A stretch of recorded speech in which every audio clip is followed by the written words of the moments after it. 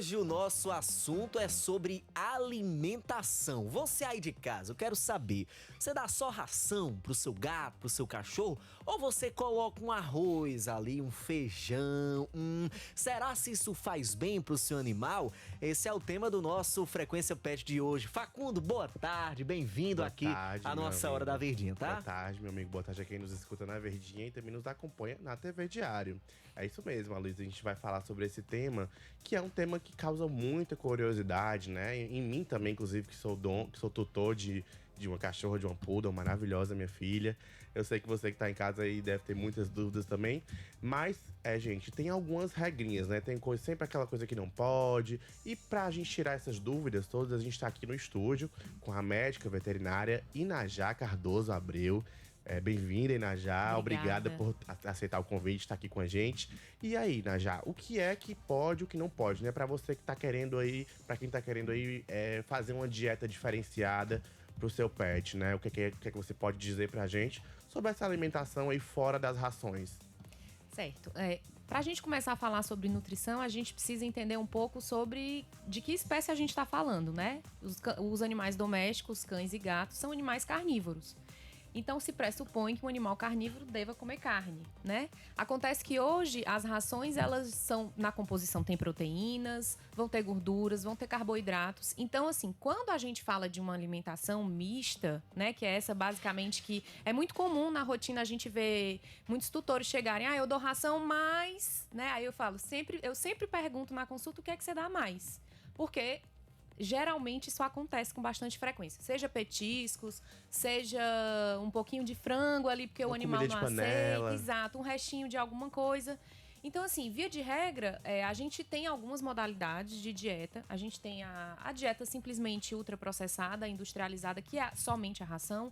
A gente tem a mista e a gente tem algumas modalidades de dieta caseira, né? Que seria a alimentação natural, digamos. Mas respondendo à sua pergunta, o que a gente poderia incorporar, na verdade, quando a gente fala em ração, né? A maioria da população hoje em dia, os animais consomem ração. Na verdade, é interessante a gente dar ingredientes, itens que a gente não encontra em uma quantidade muito grande na ração, ou alguns nutrientes que podem sofrer uma oxidação, né? Por exemplo, hoje em dia se fala muito sobre ômega 3, né? A sua ação anti-inflamatória, antioxidante. Só que ele, quando vai para uma ração, ele passa um tempo de prateleira e ele oxida.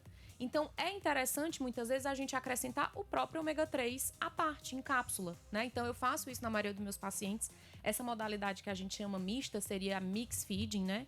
Então, a gente incorpora nutrientes, né? Que aí a gente vai encontrar em diversas fontes de alimento, como, por exemplo, a complementação, né? Assim, da alimentação. Seria, obviamente, a gente tem que levar em consideração se o animal é saudável, qual a fase da vida que ele tá, se é filhote, se é adulto, se é idoso, né?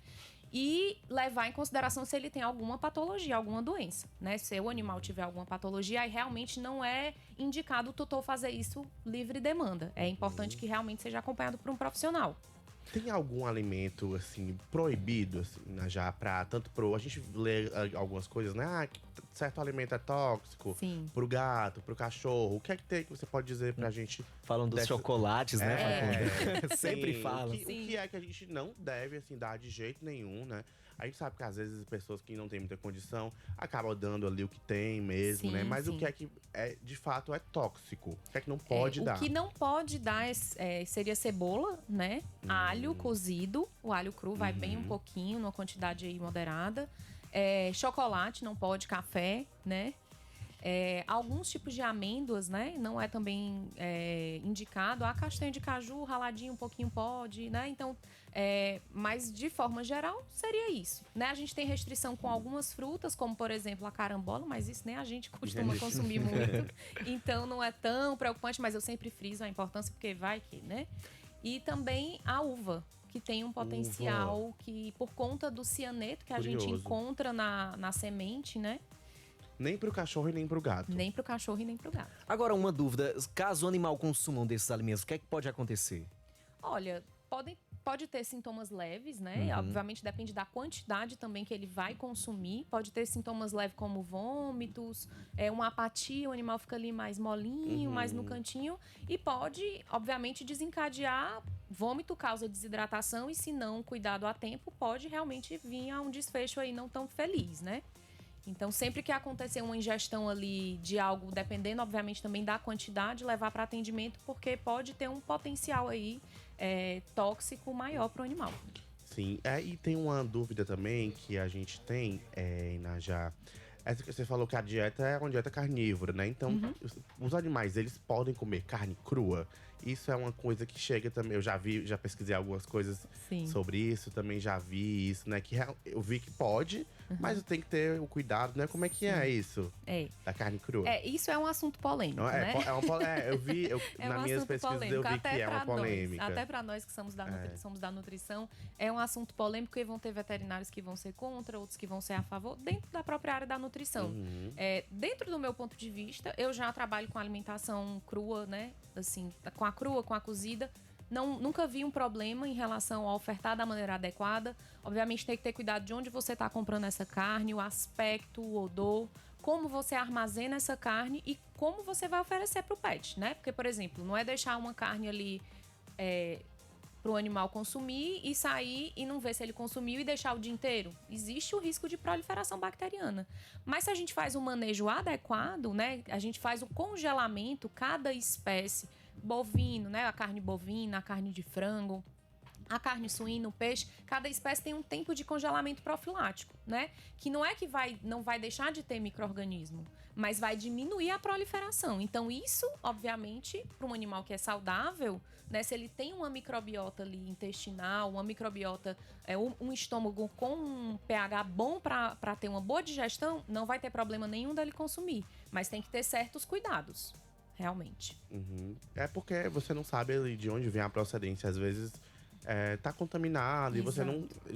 Se faz mal pra gente, né? Exato. Imagina pro seu animal, né? Então, assim, o que é que você daria uma dica, assim, pra quem tá procurando fazer uma alimentação diferenciada e às vezes tem medo, né? O que é que você indica pros tutores aí, tanto dos cãezinhos como dos gatinhos, né? Como começar a realmente fazer uma alimentação mista? Certo.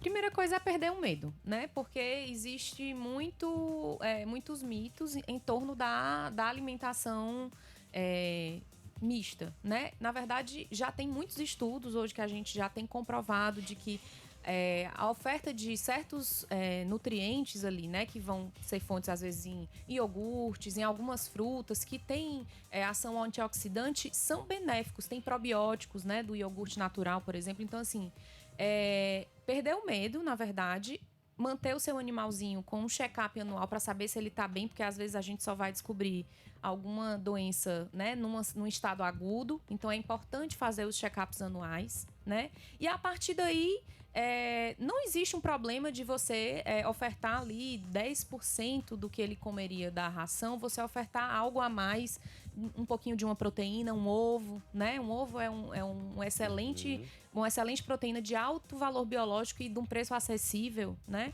Então, assim, ali 3 vezes por semana, um ovo cozido, exato, né? Um iogurte natural ali, uma colherzinha, dependendo do porte do animal, também a gente oferece uma colher de chá, uma de sopa. Então, isso é muito variável, como eu te falei, mas assim, perder esse medo.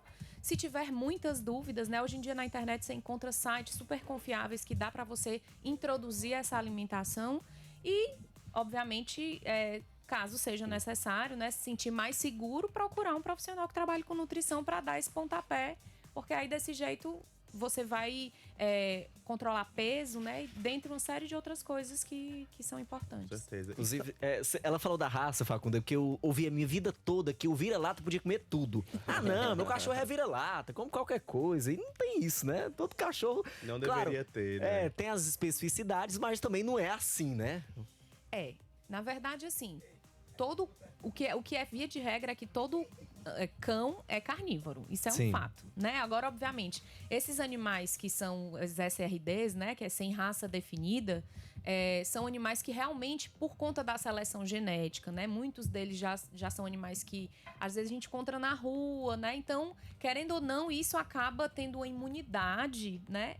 Mais otimizada do que, às vezes, um animal que sofre uma série de seleções genéticas, de mutações, então tem predisposições a certas doenças, algumas raças. Então, por isso que se fala, né, tem essa cultura popular da gente dizer que o SRD adoece menos ou tem uma tolerância maior, mas eles, infelizmente, também adoecem. Zé, também, tadinhos, né? Também são São seres os vivos. que mais Exato. sofrem também, né? Com a questão do abandono na rua, né? Exato. Então você realmente não sabe como é que ele vai se alimentar ali, né? Eu tenho uma dúvida pessoal. Pode Às vezes eu perguntar. gosto de dar um pouquinho de. Eu tô almoçando, aí minha cachorra me perturba por um pouquinho de carne.